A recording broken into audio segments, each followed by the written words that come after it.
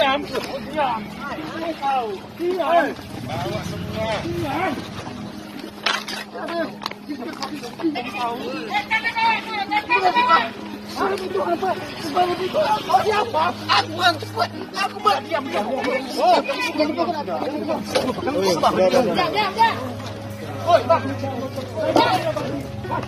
Jangan dipukul lah.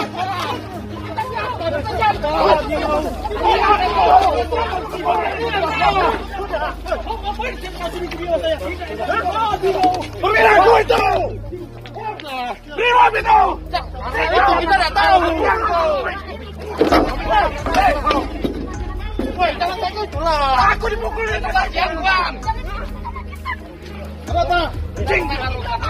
Mana kalian ini? Saya nggak tahu, Komandan. Ngomong lah, woi. Ngomong dari mana? Makanya dibilang.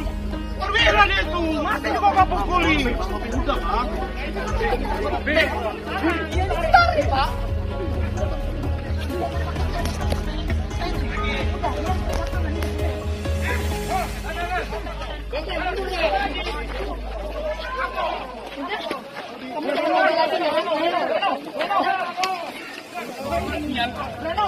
Itu kau minta maaf sama dia, bukan sama aku.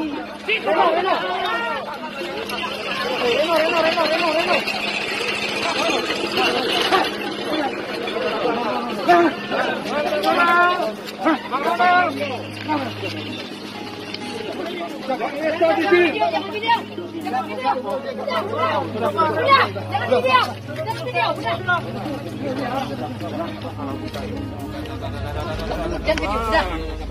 Ya jangan video kalau saya bilang jangan video dulu. Saya bilang kan,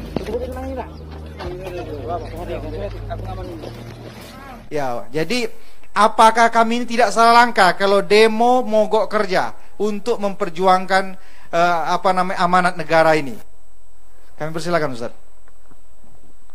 Sebetulnya pertanyaan ini mau minta label halal saja. Yang perlu dimintakan label halalnya itu kalau benda itu haram, baru dimintakan label halal.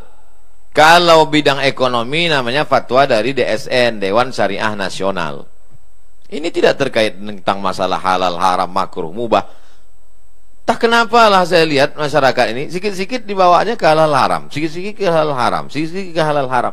Ini kan tentang masalah konstitusi, demokrasi.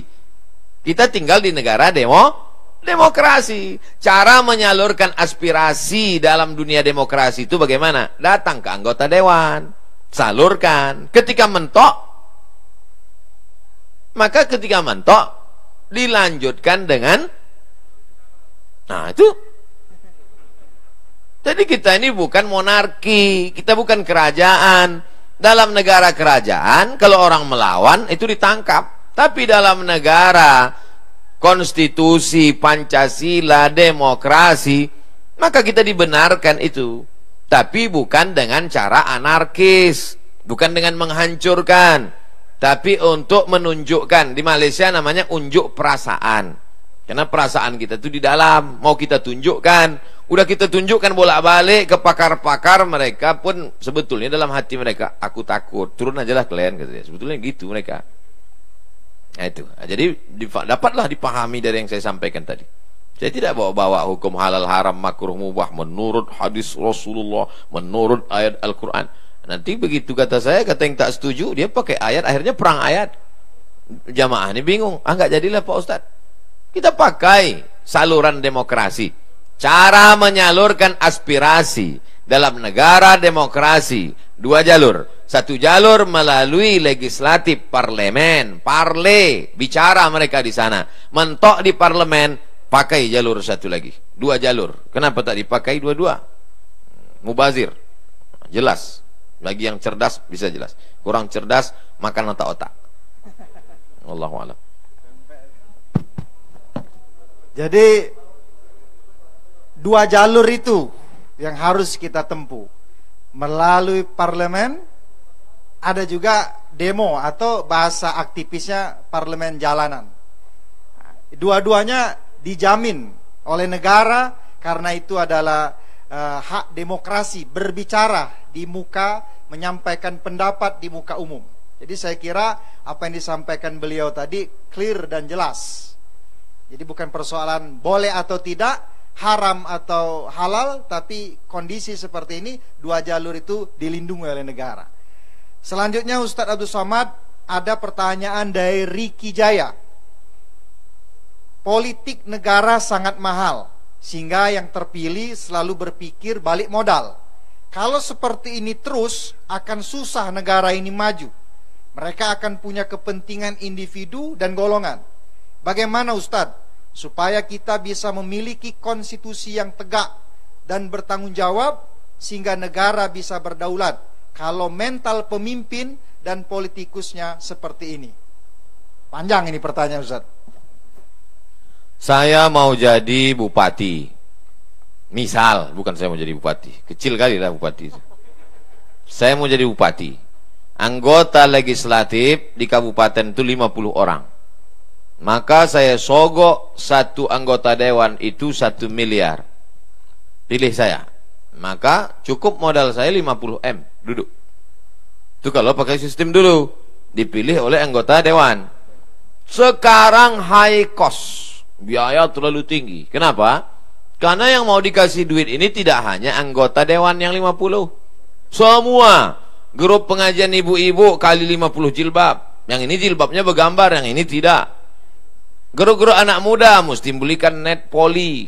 Yang minum-minum kasih pula lagi minum. Ini setiap turun ke bawah. Jadi high cost. Lebih dari 50 M. Ini sekedar gambaran saja. Mau dipakai lewat cara pemilihan anggota legislatif, tetap berbiaya. Mau dipilih masyarakat langsung seperti sekarang, lebih tinggi high cost, dan gesekannya juga antar kepala sekolah dengan guru beda pilihan, antar imam sama makmum salah ayat. Itu jadi memang cost gesekannya kemana-mana. Jadi solusinya gimana Pak Ustadz? Solusinya tidak lain tidak bukan adalah perbaikan ekonomi. Kalau ekonomi masyarakatnya mapan, itu duit-duit sawer itu nggak mempan. Pertama perbaikan ekonomi, yang kedua kesehatan mental masyarakat. Jadi masyarakatnya itu sehat dia secara mental, otaknya itu sehat, badannya itu sehat, sehingga ketika dia dikasih dia berpikir panjang. Saya terima sekarang 100.000, saya pilih orang begini untuk apa? Sekarang karena dia lapar, dia tak sempat mikir. Orang lapar tuh nggak bisa berpikir. Diajak berpikir error duluan dia. Oleh sebab itu maka lagi-lagi dua ini.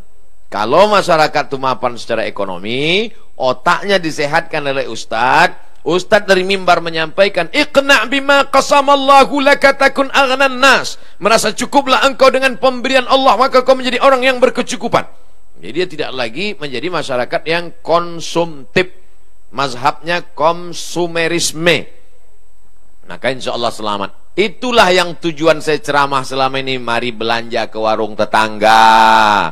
Mari memproduksi air minum kita. Mari kita produksi pangan. Tujuannya apa? Ketahanan ekonomi, kemapanan finansial, sehingga masyarakat tidak mudah dibeli suaranya oleh penjahat-penjahat intelektual, penjahat-penjahat politik yang memang high cost tadi.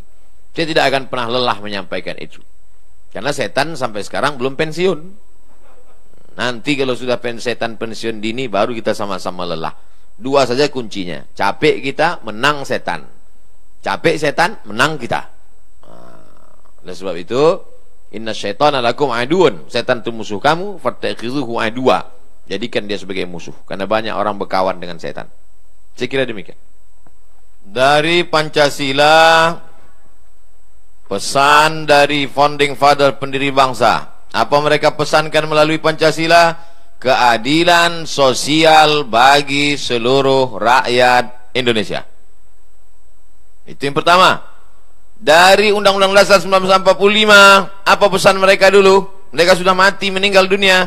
Tapi ini legasi, warisan yang mereka tinggalkan sampai hari ini. Undang-Undang Dasar 1945, pasal 33 ayat 3. Bumi, air, segala yang ada di dalamnya dikuasai oleh negara dan dipakai untuk kemakmuran bangsa Indonesia. Itu dari Undang-Undang Dasar 1945. Dan sebagai seorang muslim, ini yang ketiga. Pancasila, Undang-Undang Dasar, sekarang sebagai seorang muslim. Saya sudah lepas